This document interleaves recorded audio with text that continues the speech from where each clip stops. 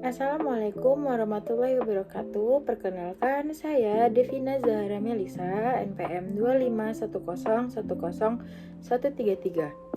Saya merupakan mahasiswa Universitas Islam Riau, Fakultas Hukum, Prodi Ilmu Hukum. Pada video kali ini, saya akan membahas tentang hukum adat di Indonesia, mulai dari teori pembentukannya, kedudukannya dalam hukum nasional, lalu juga pluralisme hukum, serta struktur masyarakat hukum adat. Pertama, kita akan membahas tentang teori pembentukan hukum adat di Indonesia. Teori yang pertama adalah Reception in Complexu yang dikemukakan oleh L.W.C. van der Burg.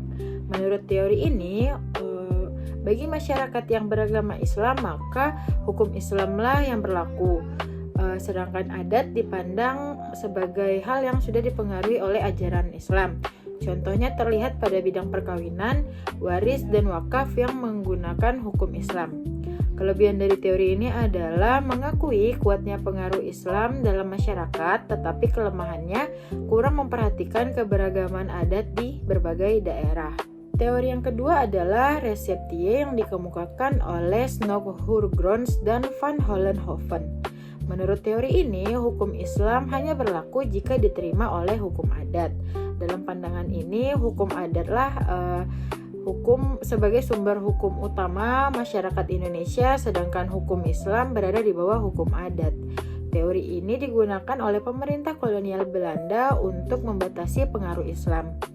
Kelebihan dari teori ini adalah menghargai keberagaman adat di berbagai daerah, sedangkan kelemahannya melemahkan kedudukan hukum Islam.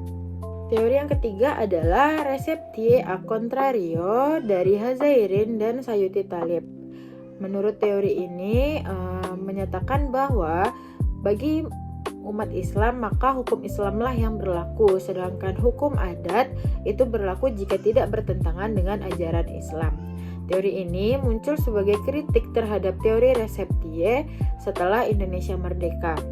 Kelebihan dari teori ini itu lebih sesuai dengan keyakinan masyarakat Muslim, sedangkan kelemahannya dapat menimbulkan perbedaan penerapan hukum di masyarakat.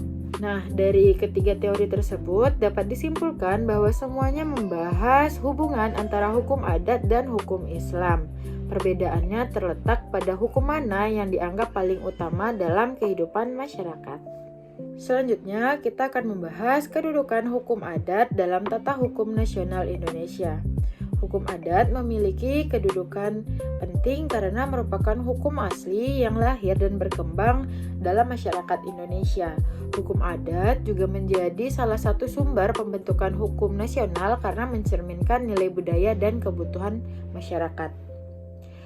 Secara konstitusional, hukum adat ini diakui pada pasal 18B ayat 2 Undang-Undang Dasar 1945 yang menyatakan bahwa negara mengakui dan menghormati masyarakat hukum adat beserta hak-hak tradisionalnya sepanjang masih hidup dan sesuai dengan prinsip Negara Kesatuan Republik Indonesia. Selain itu juga ada pada pasal 28I ayat 3 yang menegaskan penghormatan terhadap identitas budaya dan hak-hak masyarakat tradisional. Dalam praktiknya, hukum adat terlihat dalam berbagai bidang, misalnya pada sengketa tanah ulayat di Minangkabau dan Papua, di mana perusahaan yang ingin membuka lahan harus meminta izin kepada masyarakat adat.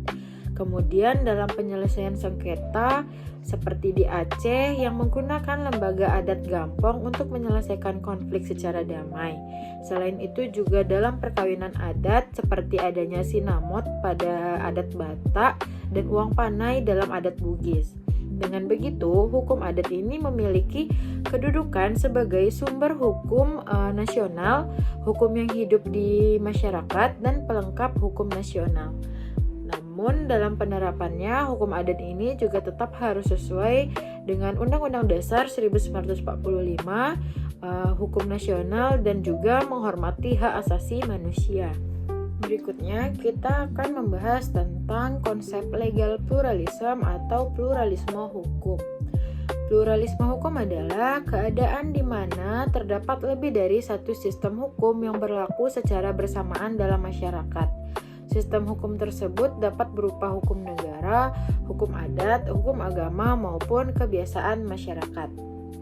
Dalam kehidupan sehari-hari, masyarakat Indonesia sering tunduk pada beberapa sistem hukum sekaligus, misalnya hukum negara, hukum adat daerah, dan hukum agama. Pluralisme hukum ini terbagi menjadi dua, yaitu weak legal pluralism dan strong legal pluralism. Yang pertama kita akan membahas tentang weak legal pluralism atau pluralisme hukum lemah. Pada teori ini, negara tetap menjadi pusat utama hukum, sedangkan hukum adat berlaku jika diakui oleh negara. Artinya, hukum adat hanya dapat diterapkan jika tidak bertentangan dengan hukum nasional dan hak asasi manusia. Contohnya adalah pengakuan masyarakat hukum adat dalam pasal 18B ayat 2 Undang-Undang Dasar 1945 dan pengakuan hak ulayat dan Undang-Undang Pokok Agraria. Yang kedua adalah strong legal pluralism atau pluralisme hukum kuat. Pada teori ini, hukum adat berlaku secara mandiri tanpa harus bergantung pada pengakuan negara. Masyarakat mematuhi hukum adat karena dianggap sah oleh komunitasnya sendiri. Contohnya bisa kita lihat pada masyarakat Dayak yang menyelesaikan sengketa melalui sidang adat, serta masyarakat Baduy yang tetap menjalankan aturan adat mengenai tata kehidupan dan lingkungan. Kesimpulannya, pluralisme hukum menunjukkan bahwa dalam masyarakat Indonesia terdapat berbagai sistem hukum yang hidup berdampingan. Weak legal pluralism menempatkan hukum adat di bawah pengakuan negara, dan strong legal pluralism melihat hukum adat memiliki legitimasi sendiri dalam masyarakat. Selanjutnya kita akan membahas karakteristik hukum adat yang tidak membedakan antara hukum perdata dan pidana. Dalam hukum modern, hukum pidana mengatur pelanggaran terhadap masyarakat atau negara, sedangkan hukum perdata mengatur hubungan antar individu. Tetapi pada hukum adat, setiap pelanggaran dianggap sebagai gangguan terhadap keseimbangan masyarakat secara keseluruhan. Karena itu, fokus penyelesaiannya adalah memulihkan harmonisasi sosial, bukan sekedar menentukan apakah pelanggaran ini termasuk pidana atau perdata. Contohnya pada kasus pencurian. Dalam hukum modern, pencurian termasuk tindak pidana, tetapi pada hukum adat, pencurian juga dianggap mengganggu ketentraman masyarakat. Jadi penyelesaiannya biasanya berupa pengembalian barang, pembayaran denda adat, permintaan maaf, bahkan ritual adat untuk memulihkan keseimbangan masyarakat. Lalu contoh lainnya adalah sengketa perkawinan adat dan pelanggaran hak tanah ulayat yang penyelesaiannya juga menggabungkan unsur hukuman dan pemulihan kerugian sekaligus. Karena itu, hukum adat lebih menekankan keseimbangan sosial, perdamaian, dan pemulihan hubungan masyarakat dibandingkan klasifikasi hukum seperti dalam sistem modern. Lalu terakhir kita akan membahas struktur masyarakat hukum adat. Masyarakat hukum adat adalah kelompok masyarakat yang hidup turun-temurun di wilayah tertentu serta memiliki aturan adat, pemimpin adat, kekayaan bersama, dan ikatan yang kuat berdasarkan adat istiadat. Struktur masyarakat hukum adat ini dibagi menjadi 3 bentuk. Yang pertama, masyarakat hukum adat genealogis, yaitu masyarakat yang terbentuk berdasarkan hubungan keturunan dan atau darah. Bentuknya meliputi patrilineal, matrilineal, dan bilateral. Contohnya masyarakat Batak yang patrilineal, Minangkabau yang matrilineal, dan Jawa dan Sunda yang bilateral. Kedua, masyarakat hukum adat teritorial, yaitu masyarakat yang terbentuk berdasarkan wilayah tempat tinggal bersama. Contohnya desa adat di Bali, nagari di Minangkabau, dan subak di Bali. Lalu yang ketiga, masyarakat hukum adat genealogis teritorial atau campuran, yaitu gabungan antara hubungan keturunan dan wilayah.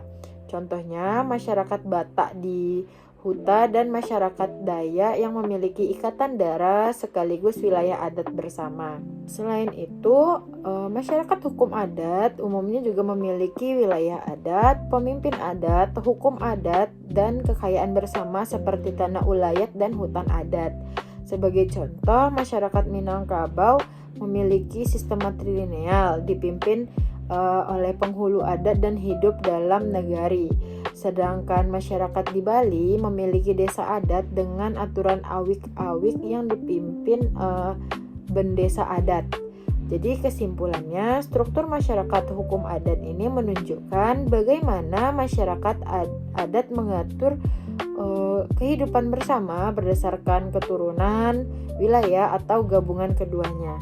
Struktur ini menentukan kepemimpinan adat, hak, dan kewajiban anggotanya, serta cara penyelesaian sengketa dalam masyarakat Indonesia. Baiklah, sekian materi video yang dapat saya jelaskan. Pada video ini banyak sekali kurang dan salah dalam perkataan saya. Mohon dimaafkan, saya di sini masih belajar. Wassalamualaikum warahmatullahi wabarakatuh. Terima kasih.